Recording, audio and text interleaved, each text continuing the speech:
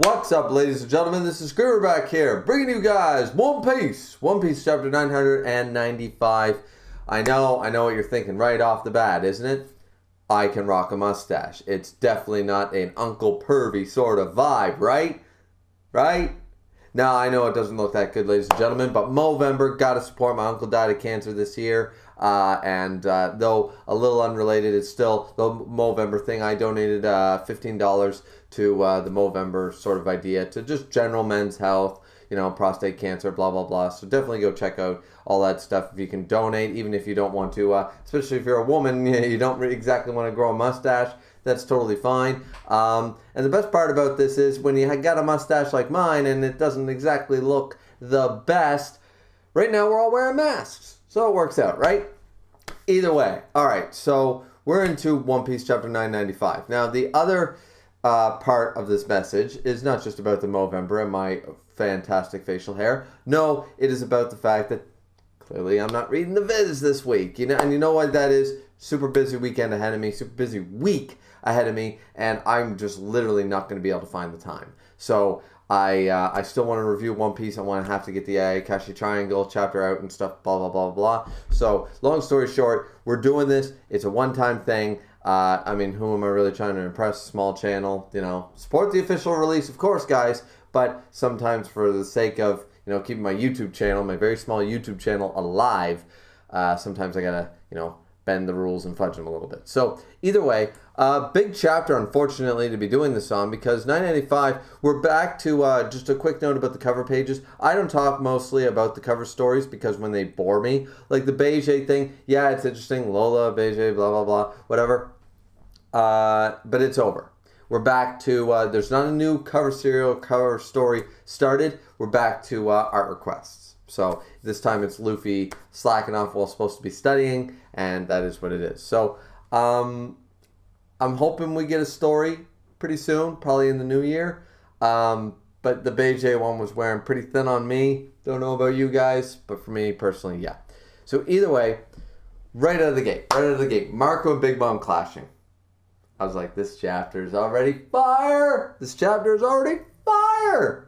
Ironically, given the topic here, because there is a lot to unpack. And unfortunately, unlike Roger, King of Lightning, Joy Boy Teching, all the big names, I'm not going to be able to go super into depth with all these like third and fourth tier theories and stuff like that and go all 4D chess on you guys about this. But either or, I thought that this was so cool. They jumped out of the gate with the chapter, just right off, Marco and Big Mom clashing. That might end up being my thumbnail. It looks so damn good. And then we have Marco basically saying, I still don't know what role I'll be playing in this war, but I know even more than they do just how dangerous you can be. So he's holding Big Mom at bay, going like, all right, they're already trying to take on Kaido. So for right now, I'm going to hold you off. I don't know my place in this war. I'm just one of the guys. This is reminiscent to me of what basically Rayleigh or Shanks would say. You know what I mean? Sort of like, I'm not involved with this, but I can't let the Straw Hats lose here due to overcompensation on the other side sort of idea, right? Like Rayleigh doing the same thing. Like he didn't get involved and he's not joining the Straw Hat crew, but he's like, my apprentice is about to go into the new world. Anybody crosses this line deals with me. We will not stop his voyage, sort of idea, So I was getting a bit of a Rayleigh vibe here with Marco saying similar sort of tone or like read between the lines sort of ideas that kind of like, okay, Big Mom, I of all people, one of the only people still alive, know how dangerous and what your potential is. So I'm going to hold you here so that they aren't interfered by this, right? I thought that was so cool. I really did. And Prometheus is taken down by Marco. And Big Mom can't even understand it. And doesn't understand why it hurts. And then I don't know what the official viz will say. And this is why I'm going to wait. I can't wait to listen to the other reviewers, the guys with bigger credentials than mine, to tell me, you see, my Phoenix Flames are quite unique. And I was like, oh man, is this some sort of like, there's always like blue flames, black lightning, all that crazy shit. So it's like, all right, so Marco can burn. This is something that's happened in fiction before. It's happened in like Marvel and DC, and it's happened in manga before. It's like my flames can actually burn out other flames. Like it doesn't matter what you're made of. And we've seen this in One Piece. The whole like Ace and Akainu, you know, I burn hotter than you, boy. Bang, right? So same idea here. Marco's like, my flame is basically just way better than your flame. I am the Phoenix. And I'm like, oh man, this is so cool. Now, right after this, it seems kind of odd to me because they're clashing and all of a sudden Big Mom just grabs Marco and Marco gets caught. It was like, wait, what? You were talking all that good shit a second ago, Marco, then you got caught. I know they have to speed things. I know Oda has to speed this along because, as I've said week after week after week, guys, we are not going to see any full-out major fight that doesn't include a Straw Hat at this point. Sorry, we're just not. There's too many characters. There's too much going on. If it's not Luffy or Zoro in this arc, sorry to say, I doubt we're going to see any other major fight. You know, or Kaido, right? Outside of Kaido and a couple of the Straw Hats, seeing a full-length Katakuri fight is just not going to happen. So, either way, I know they had to speed it up, but I found that kind of odd. But it was interesting because it's sort of a 2-against-1 thing here. Perospero is going to launch an attack against Marco, basically talks crap to him, and then Sulong form Moon Raid. I love the Minx, man, and like just Perospero's face, he's been completely just shredded. I love it. I love that that's happened. Big Mom is shocked by the Sulong form, but of course she later on in the chapter realizes that's the one, you know, that screwed things up in whole cake sort of idea. But we've got the ones to avenge Pedro's killer.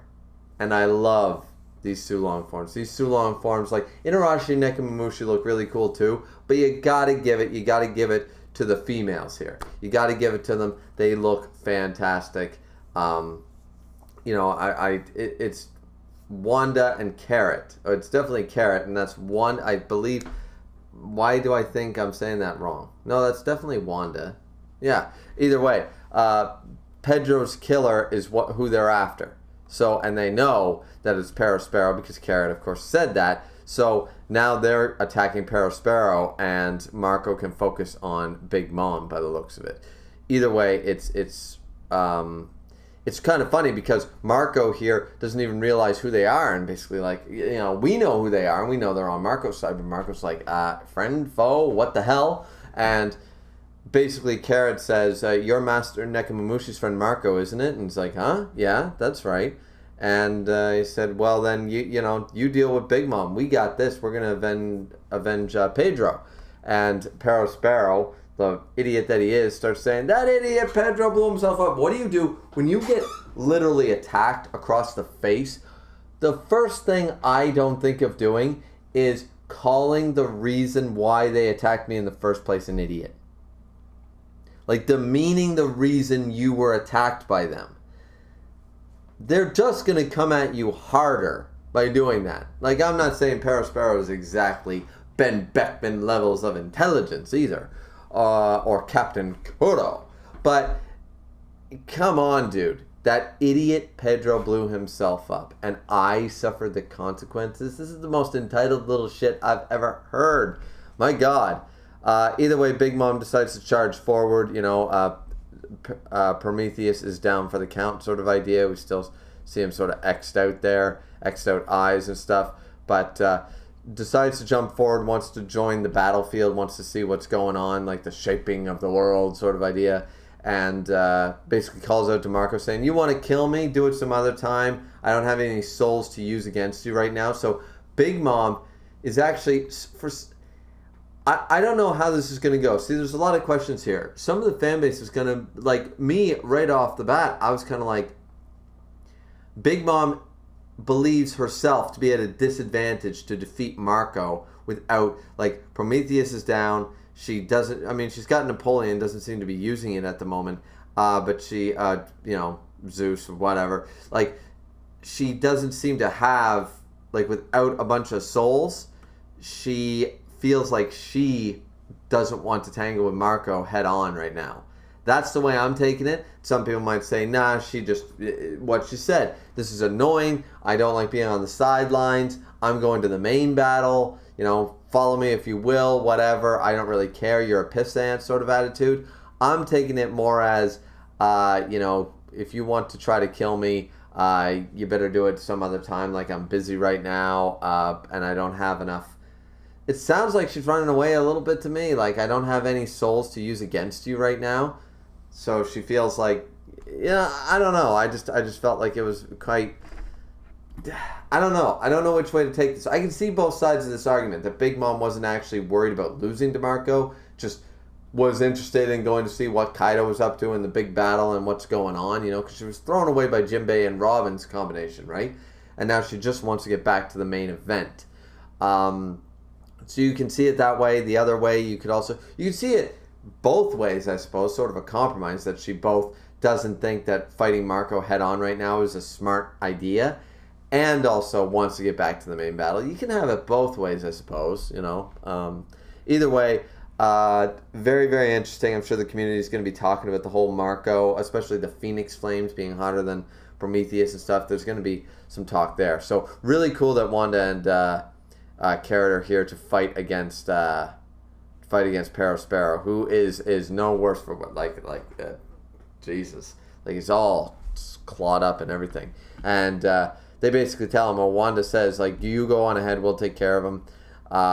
And now Marco is looking towards where Big Mom ran off to. So Zoro and X-Drake are still trying to catch Scratchman Apu, who doesn't seem to be able to do much other than just keep blowing up his own men while Zoro and Drake chase him for the antidote. And it's hilarious here because Apu actually says, stop, 2-on-1 is a bit too much. It's like, no, either one of them. I would bet that X-Drake could beat Apu straight up, and Zoro definitely can. So, and I love what Zoro says here, wants to back up Kinemon and the others, because we know he's got the sword. He has to go fight Kaido. We know he has to. The samurai haven't been able to open the wound. We need a samurai. This has been all about the samurai. All about, his name Zoro is just like a samurai, right?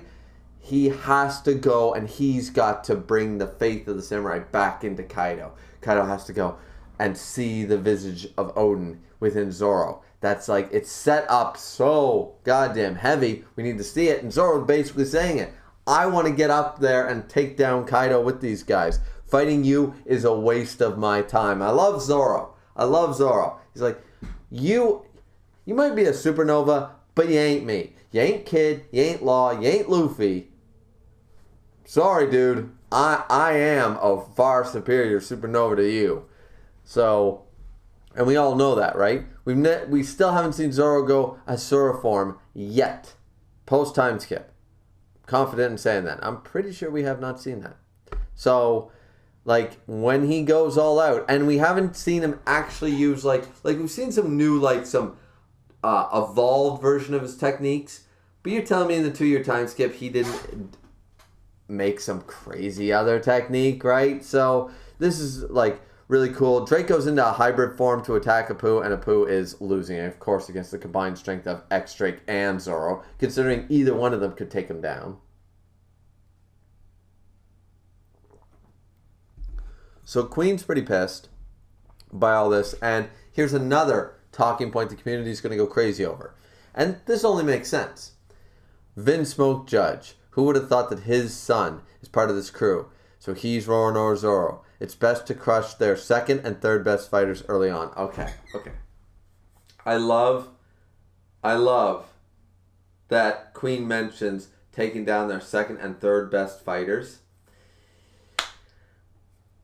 Because, sorry Sanji fanboys, Jinbei is part of the crew now. And Jinbei is stronger than Sanji. It's just a fact, raid suit or not. Jinbei, I don't know anybody with any sort of cred on the YouTube community, in the One Piece community, that could honestly tell me that they think Sanji could beat Jinbei straight up. I just don't see it. You know, you argue over Zoro, Sanji, all you guys want, but Jinbei is definitely part of the monster trio. Somebody's got to go, and I'm pretty sure it's Sanji, because he's a simp.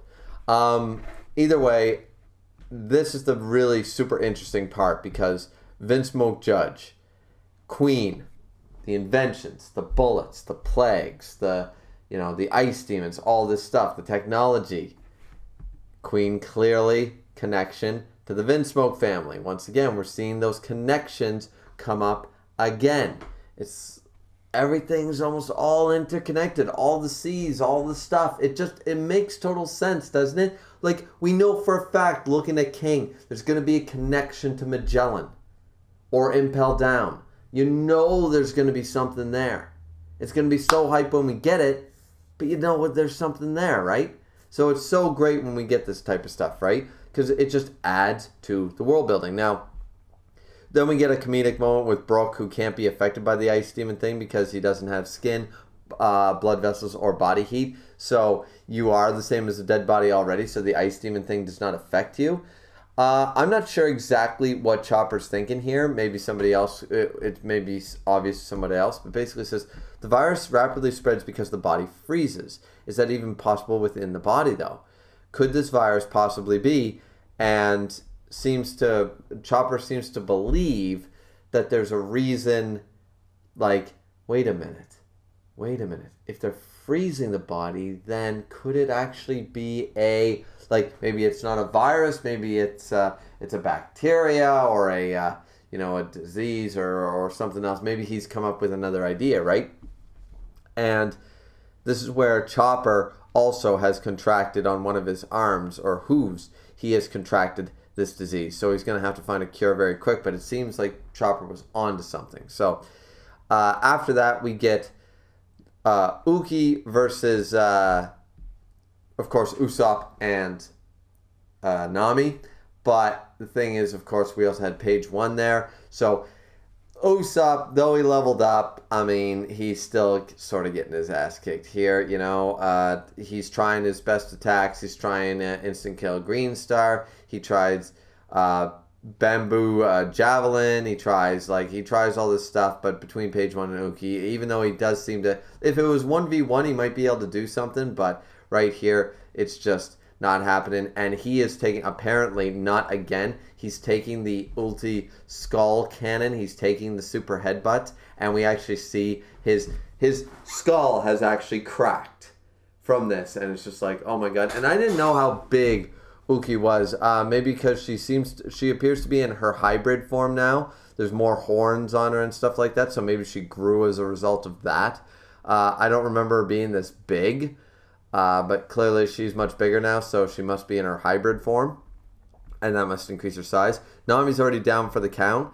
And this is a huge moment. This is a huge moment because we've got, of course, the two liars. The two kind of simps. The two, you know, always as Usopp once said, part of the loser trio. The ones that cry and whine and run away and hide and always try to talk their way out of anything, saying whatever the enemy wants, right? And Usopp even knows that Nami should do this, right? And this, it would have meant, we knew she had to say it. We knew Nami had to say this. But still, it was so good to see it. Because this is a situation that some of the other people have been in before. People like Sanji or Zoro have been in this spot before. Jinbei has been in this spot before, facing down Big Mom. But the liars, the schemers, have never been put in this life or death as far as this with their belief in Luffy before. And I mean, this, I don't know, man. This chapter, each stage had something about it. You had the Vinsmoke Judge stuff with Queen. You got the Marco stuff with the Phoenix Flames. You got the Big Mom stuff with the whole running away. You got Sparrow now in super trouble, which is awesome. Then you got, you know, this whole thing with Nami and Usopp. It's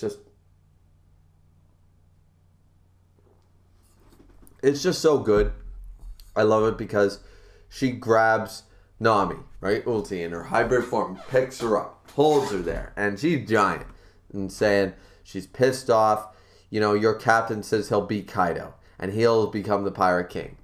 And Nami, you know, talking her way out of it. This is classic Nami right here. I'm sorry, he's just an idiot, you know, so please don't headbutt me. You know, we'll leave this island if you headbutt me again. So Nami has already taken a headbutt and somehow still alive. Impressive.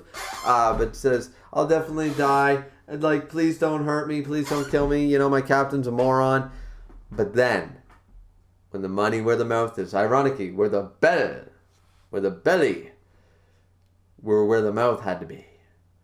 Say that your captain will never become the Pirate King. I hope Viz doesn't screw this up. Because Nami's crying, knowing she's facing down death. And we see Luffy just running away all over the place, right? Causing havoc with Jinbei and Sanji. And she's crying, saying, yes, Luffy, Hill. And then Usopp says, that's it, Nami. It's okay to lie. We've already come this far. Be tactful or you'll really lose your life. You're just like, this is to save your own skin. It's okay. Luffy won't think bad of you for this sort of idea, right? And that's true. Luffy would not think bad of Nami for this. But Nami knows. She has to say, Luffy definitely will become the Pirate King. And she's crying and bleeding, and it's like,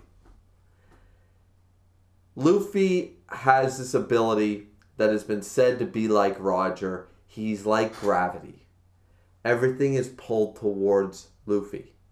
Luffy makes people believe. Even when he screws up, even when he's an idiot, even when he fails, everyone believes in Luffy.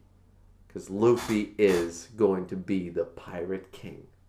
And it's so damn good. This chapter was fire. I mean, My Hero Academia has been going nuts. Black Clover's been great and stuff, but I don't know. I haven't read the latest chapter this week of the other series, of course, because, you know, I gotta wait for Sunday. But, guys, I can't see how this chapter's gonna be beat this week. I really don't. You know? Last week, My Hero Academia smoked everybody. No question. But this is one damn good chapter. You know, this is just so good. And Ulti gets pissed and then decides he's going to kill him or kill Nami. Just headbutt her. And then we get Tama. Oh, Tama is here to save the day with her crazy dongo eating friggin', you know, eat my dongos and become my bitch. And now, so we got the super dog. We got the Chinese weird mountain doggy thingy, Chinese lion thingy coming at it. Como Chio. So Como Chio just jumps and bites her head. Just biting her head off. I love it. I love it. And Nami was crying at the very end saying, it's him. He definitely will. You know, so she stuck true to her guns. But somehow Thomas showed up here. What the hell? But that means potentially the Tengu. The Tengu with the swords will be showing up. And he'll show off some metal grade swords. Oh yeah. Alright, so I don't know what to say, guys. This was a great chapter. It was so good. That Nami moment was so powerful because that is such within Nami and Usopp's character to lie. But that's the one thing they can't lie about. Even though Usopp was laying in there on the ground basically being like, Nami, just do it. Just do it. It's okay. Usopp himself wouldn't do it either in that situation. We know it. He's saying for Nami to save her life because he's scared for Nami's life right now, right? So he's like, yeah, lie. Just get out of it. Get out of it. But any member of the Straw Hats, that's how you know you got a Straw Hat. Because they can't lie. Not about that. They will never, ever, ever say that Luffy will not become the Pirate King. Like, they could be at Luffy's funeral and they would say Luffy will become the Pirate King. You know, like, it's not possible to be a Straw Hat and ever go back on those words. That's like the one thing that they can never lie about. You know, it's so powerful to see it happen here. I didn't expect this to come out of here. I didn't expect this to just, Oda to just go, boom, here's Nami, bringing in the character. You know, like just a powerful moment. I didn't see that coming, especially in Wano. Like, we expect to see Super Zoro moments, Jinbei moments, Luffy moments, Kaido moments. Having a Nami moment just in the mix of all this is just kind of, wow, okay, I'm here. Let's do this, right? So either way, I hope you guys enjoyed the chapter. 10 out of 10 chapter. Chapter was fire. There wasn't a boring single moment to the chapter. We're getting a lot of information. Oda is, I know the pace seems fast to some people, but, you know, we're going to the correct places. We're not jumping away from anything super important. We're making sure to spend enough time. We know what Marco and Big Mom are up to. We know what Chopper and Robin and the gang are up to. We know what Luffy and Jinbei. We're following all the Straw Hats. Zoro's up to. The Queen is up to. We're seeing what everybody is up to as fast as possible without just going, here's a panel that's still running next. You know, we're seeing moments with everybody. And it's really good. It's very difficult to do when you have such a large cast, especially here in Wano, just making it so difficult for Oda to probably try to shift the focus to A, B, C, and there's not enough letters in the alphabet for this. But either way, I thought it was a great chapter. Hope you guys enjoyed. Like, comment, and subscribe as always. It's always very much appreciated. This has been Griever with your One Piece, chapter 995. Chapter review. Might still get chapter 1000 before the end of the year, but I think Oda is going to end us off on chapter 999 and open 2021 with chapter 1000. I think that's what he's planning on. But what do you guys think? Let me know in the comment section down below. Drink responsibly. As always, we'll see you back here next time.